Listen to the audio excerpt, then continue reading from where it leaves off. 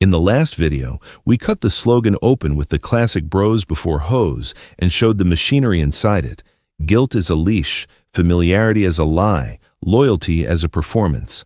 Now we move from philosophy to fieldcraft, because false friends aren't always loud. The best ones are calm. They don't look like predators, they look like allies.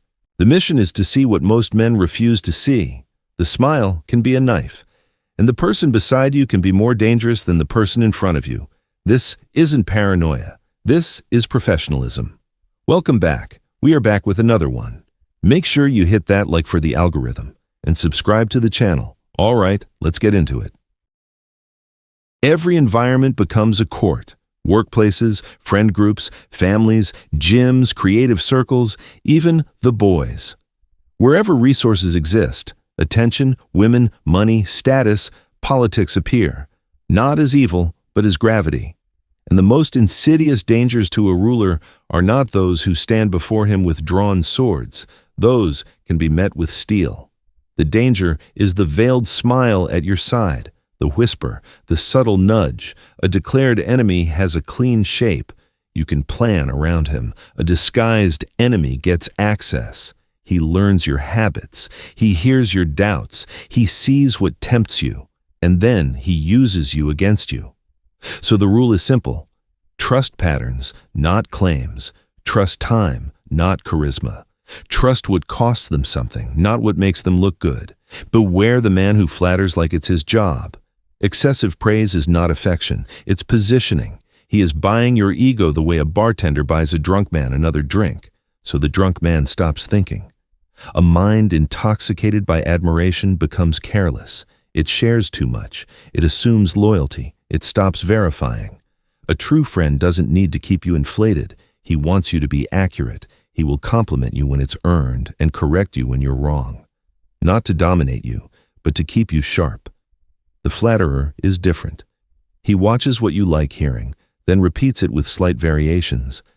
He becomes your favorite mirror. And mirrors don't protect you, they distract you. Your standard is clean. The more a man praises, the less you reveal. Accept the compliment. Keep your boundaries. A professional doesn't leak information because someone stroked his ego. Agreement can be a weapon. A man who never challenges you is not necessarily kind. He may be cultivating dependence. He wants you to associate him with comfort. No friction, no correction, no threat to your self-image. This creates a trap. You begin to trust him because he feels good to be around. Then, when the wind shifts, he shifts with it. Sycophants don't have spines. They have antennae. They track power. They cling to it. And when power moves, they move. The strategic danger is simple.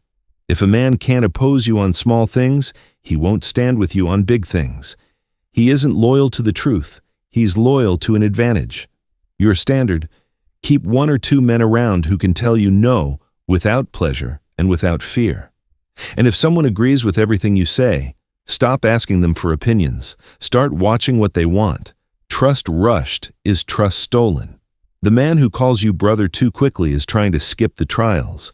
He wants the privileges of closeness without earning the burden of it. Real alliances are forged in heat, time, hardship, shared consequence, not in shared jokes.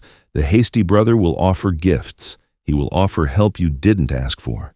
He will offer advice that makes him feel essential. He will create a debt you didn't request, then collect it later. And collection day always comes at an inconvenient moment. When you're tired, when you're busy, when you're emotionally compromised.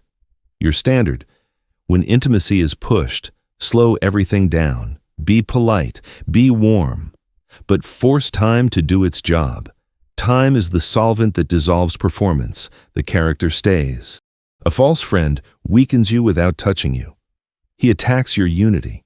He plants small doubts between you and the people who actually support you. He frames it as concern. I'm just looking out for you. I don't know about him. She said something weird about you. Always just enough poison to make you suspicious, never enough to confront directly. This is how a circle collapses, not by an explosion, but by corrosion. If loyal people around you suddenly distrust each other, look for the common whisper. The same name appears in every doubt, the same helpful messenger delivering bad interpretations. A real friend clarifies. He brings issues into the light. He doesn't conduct politics in the dark and calls it loyalty. Your standard: protect the harmony of your camp. Demand directness. If someone brings you a rumor, send it back. Say it to them, or don't say it. False friends hate daylight. This one is old as history, and it still fools men.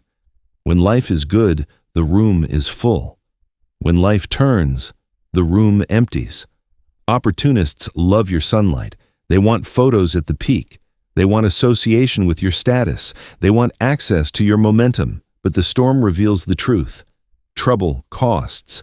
Trouble stains reputations. Trouble asks for effort with no applause. So the false friend disappears. Or he stays physically present but emotionally absent, offering shallow sympathy while quietly backing away from your problems as if they're contagious. Your standard is brutal and fair. Track who stays consistent when you are less useful, not when you're popular, not when you're generous, when you are inconvenient. That's the loyalty test life runs for you, whether you pay attention or not. You don't unmask a deceiver with confrontation. You unmask him with controlled experiments. First, the small secret. Not your deepest weakness, not something that can ruin you. A small, valuable piece of information with limited blast radius, a detail that should stay contained. Then you watch. If it travels, you learn who can't keep their mouth shut and who enjoys trading your privacy for social currency. Second, observe behavior in your absence. Watch how a man treats you when you're not in the room. The truest measure of loyalty is not eye contact. It's what happens when there's no consequence for disrespect. Third, decoys. Feed him harmless misinformation that only a betrayer would act on. Give him a false door and see if he tries to open it. Predators can't resist opportunity. It's a compulsion, and through all of this, maintain emotional control. The false friend wants a reaction. He wants you angry, needy, guilty, confused. Because a man in emotion is a man on strings. Your standard: calm face, hard records. You don't need to accuse, you need to know. Once you see the snake, you have a decision. Many men make the same mistake. They expose too early. They explode. They rage. They clear the air. And in doing so, they give the deceiver a warning shot and a storyline. A wise ruler doesn't act impulsively. He acts when it serves his interests, with minimal risk and maximal clarity. Sometimes the move is distance. Quietly reduce access, reduce information, reduce influence. Make yourself less available. Let the parasite starve without a dramatic fight. Sometimes exposure is necessary, but exposure must be controlled, evidence clean, timing chosen, exit routes prepared. You don't corner a rat unless you're ready for it to bite. And sometimes the correct move is exile. Permanent separation, no speeches, no second chances that teach the traitor how to disguise himself better next time. Mercy can be noble, but sparing a serpent inside your walls is not mercy. It's negligence. So here's your closing rule. Friendship is a luxury, vigilance is a necessity. Watch patterns, test softly, keep your emotions on a leash, and never let a slogan override your survival. Because on the grand chessboard of life, most men fall for the obvious enemy. The dangerous man is killed by the ally. Not because he lacked strength, because he gave access to someone who didn't earn it. Once again, I appreciate you for sticking to the end. Make sure you hit that like for the algorithm, subscribe to the channel, and comment below. I'll catch you on the next one.